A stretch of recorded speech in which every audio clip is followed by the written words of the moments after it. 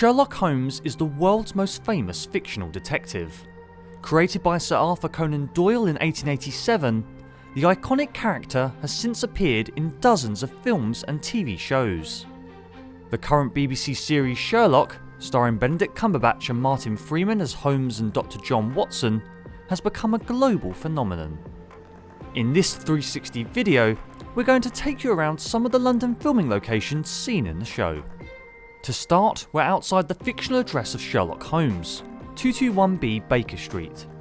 It's a real address in central London that today houses the Sherlock Holmes Museum, attracting tourists from across the world. But this is not where Holmes and Watson live in the BBC show. To see that, we'll need to go 1 mile down the road. This is North Gower Street, a much quieter road that stands in for Baker Street in Sherlock. Flat 187, immediately to the left of the cafe, is where Holmes and Watson are seen to reside. The spot is only used for exterior shots in the show. All interior shots of 221B Baker Street are filmed on a set in Cardiff.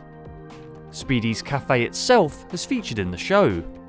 Originally dressed as Mrs. Hudson's Snacks in the pilot, interior scenes were filmed inside the cafe in Series 2.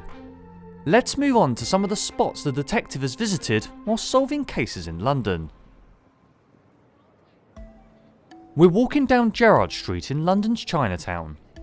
The road features in Series 1 episode The Blind Banker, with Sherlock and Watson walking past the Feng Shui Inn, which you can see on your right.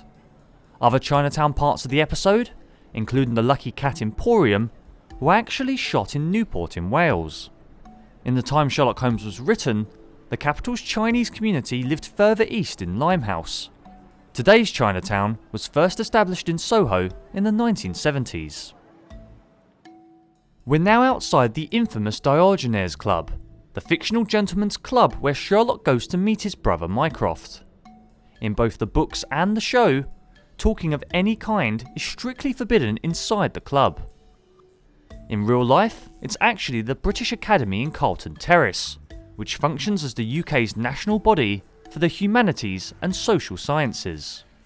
Gentlemen's clubs are members-only private clubs, originally set up by and for British upper-class men in the 18th century.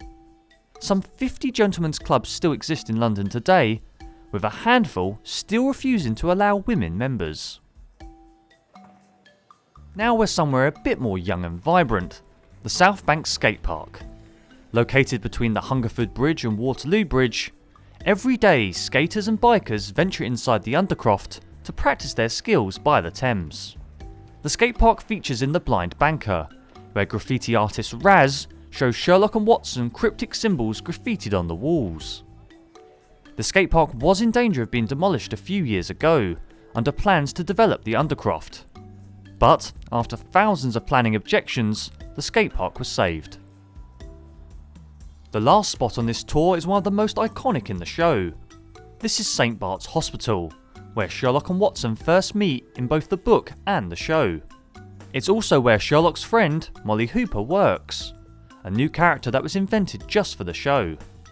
But the reason why this particular spot will seem familiar is because this is where the dramatic finale to Series 2 episode, The Reichenbach Fall, takes place.